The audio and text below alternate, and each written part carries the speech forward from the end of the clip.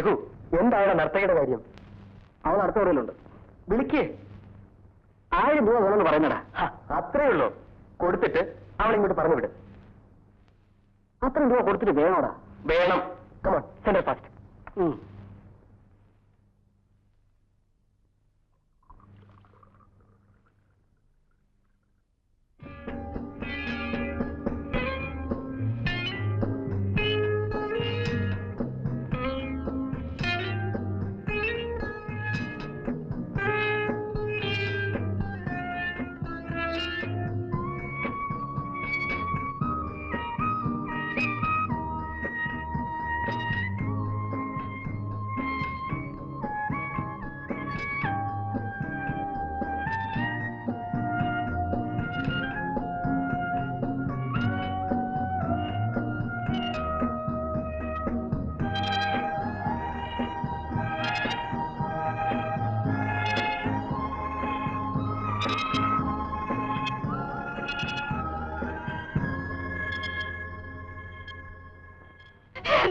മോനെ, നീ ഞങ്ങളെ ടച്ച് പോയല്ലോടാ.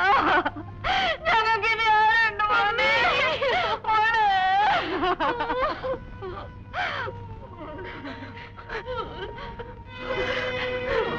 തലതെറിച്ചു മോനെ. നീ ഒരുത്തിയാണ് എന്റെ മോനെ കൊല്ലുന്നത്. ചിലടി പടകെട്ടിച്ചവിടെ ചത്തു പൊങ്ങി കിടക്കുന്നു. നിന്റെ തല തെറിച്ചു മോനെ.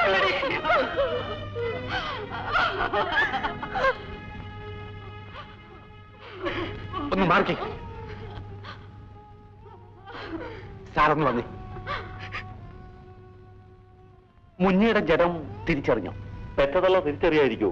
ചീഞ്ഞഴിഞ്ഞ ശവം വലിച്ചു കെട്ടാൻ ഞങ്ങൾ കുറെ പാടുപെട്ടതാ. പോസ്റ്റ്മോർട്ടം കഴിഞ്ഞ് ജഡം ഇവിടെ കൊണ്ട് നടക്കാമല്ലോ. എന്തിനാ അവിടെ വേണം വെട്ടിമൂടരുതോ? ഏയ്, അവൻ ഞങ്ങളുടെ യൂണിയന്റെ മെമ്പറാണ്. അവനെ ഞങ്ങൾ വേണ്ട രീതിയിൽ അടക്കും. അത് നിങ്ങളുടെ ഇഷ്ടം. ചന്ദ്ര, ഒന്നിങ്ങി വന്നേ.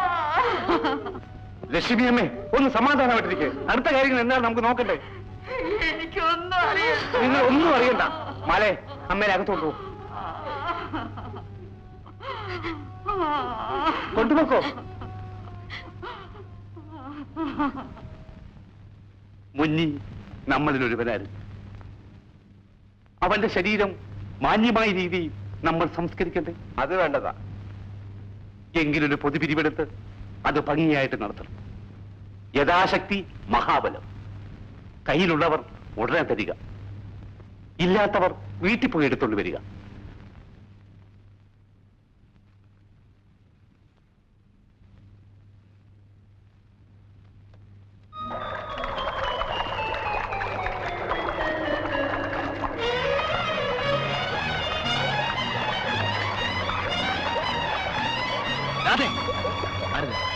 നീ പോവരുത്.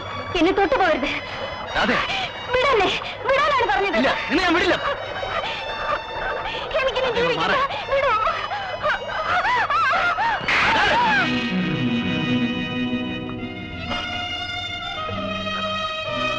നീ എന്തിനു വേണ്ടി ആത്മഹത്യ ചെയ്യണം? എനിക്കിനി ജീവിക്കണമെന്ന് ആഗ്രഹമില്ല.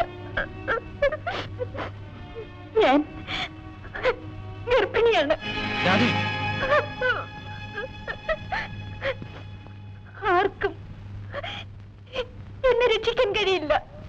ഞാൻ നിന്നെ രക്ഷിക്കാം. വേണ്ട. നോക്ക്, മുന്നേ കൊന്നത് ഞാനല്ല. അവൻ നിനക്ക് നഷ്ടപ്പെട്ടതിൽ ഇന്നെനിക്ക് ദുഃഖമുണ്ട്.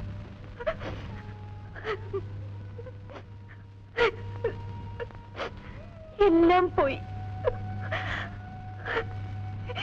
ഇനി ഞാൻ മാത്രം എന്തിനു ജീവിക്കണം? നീ മരിച്ചുകൂടാ.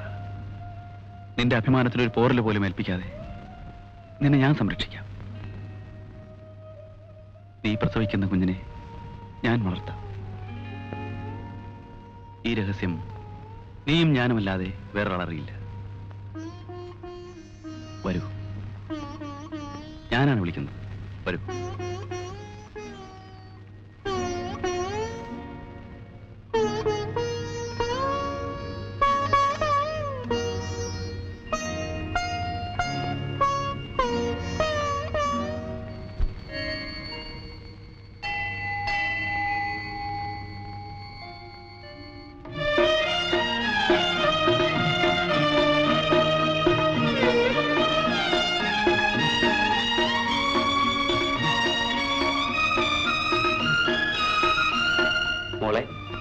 മുതലാളിയെ നമസ്കരിക്കും.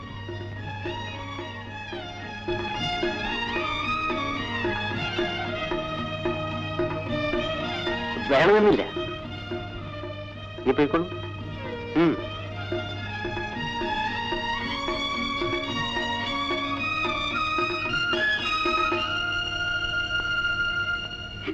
എന്റെ മോൻ ചത്തിട്ട് 3 മാസമായില്ല. അതിനു മുമ്പ് ആ മൂദേവി അവനെ കെട്ടിയല്ലോടി.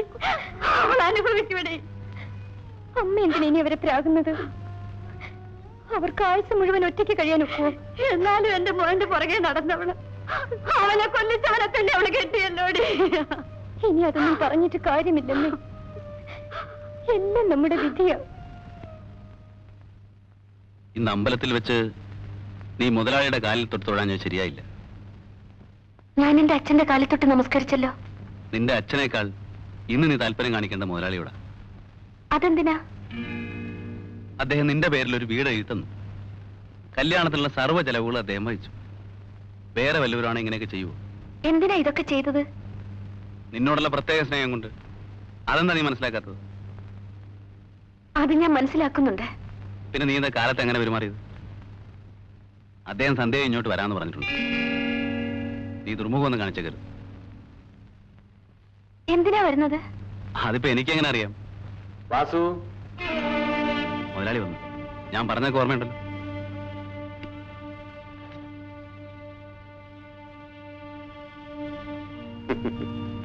എങ്ങനെയിരിക്കുന്നു? ഞാൻ എല്ലാം അവളോട് പറഞ്ഞിട്ടുണ്ട്. ഇനി ഇറങ്ങിയിടൊന്നും കാണിക്കില്ല. അവൾക്കൊന്നും അറിഞ്ഞുകൂടാ. പൊട്ടിപ്പൺ. ആ, എല്ലാം ശരിയായിക്കോളും.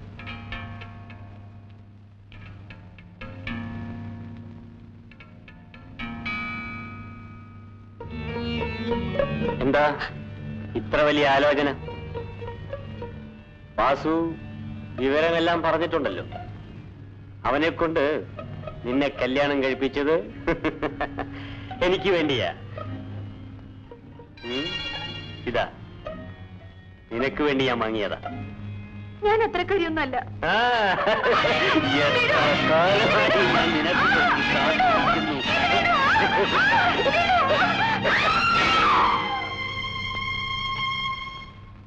രാധേ, എന്താ എന്താ എന്ത് പറ്റി? നീ എന്തിനാ നിലവിളിച്ചത്? ഞാൻ എന്തോർത്ത് പേടിച്ചതാ. എന്തിനാ അത് ഇതൊക്കെ ഓർക്കുന്നത്? ഇനി സമാധാനമായിട്ട് ജീവിക്കാൻ നോക്ക്. വാസു, ഞാൻ ഇറങ്ങട്ടെ. ഇനി സൗകര്യം പോലെ വരാം. ശരി മരൻ.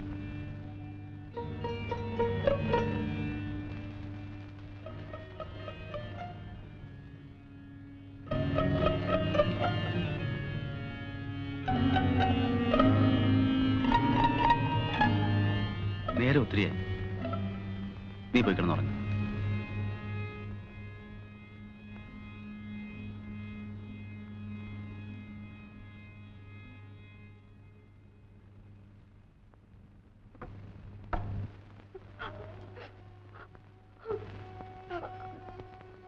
എന്തൊക്കെയാണ് അമ്മേ വിശേഷങ്ങൾ?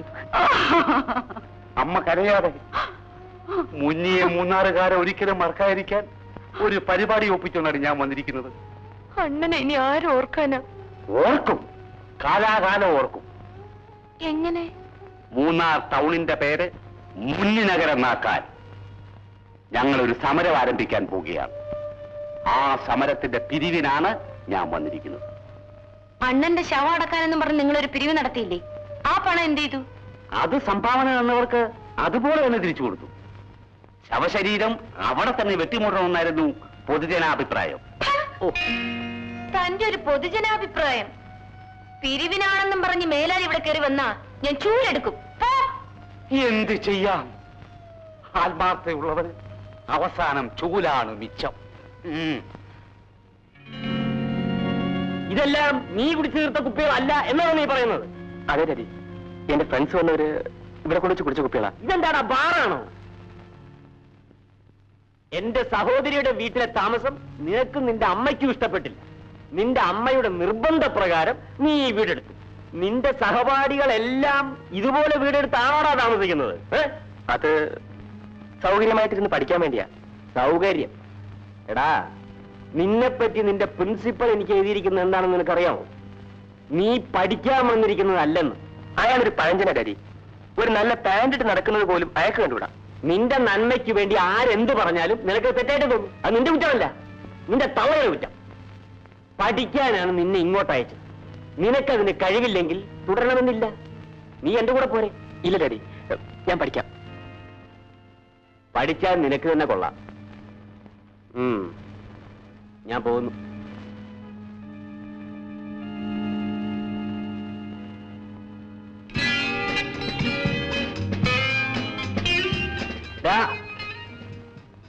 കിട്ടിയില്ല.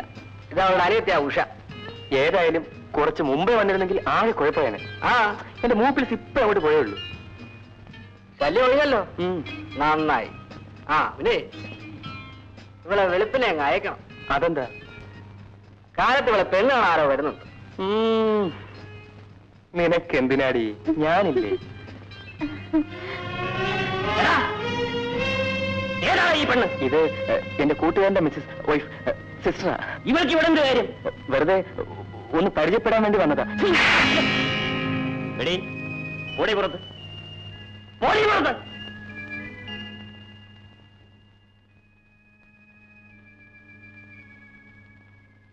അപ്പോൾ ഇതാണ് നിന്റെ ഇവിടുത്തെ ജീവിതം അല്ലേ? ക്ഷമിക്കാൻ ഡാഡി, ഒരു തെറ്റ് പറ്റിപ്പോയി. ഇനി ഒരിക്കലും ആവർത്തിക്കില്ല. ജെയിംസ്, നിയന്ത്രണമില്ലാത്ത നിന്റെ ഈ പോക്ക് നല്ലതിനല്ല. സൂക്ഷിച്ച് ജീവിച്ചില്ലെങ്കിൽ അതിന്റെ ഫലം നീ തന്നെ അനുഭവിക്കും.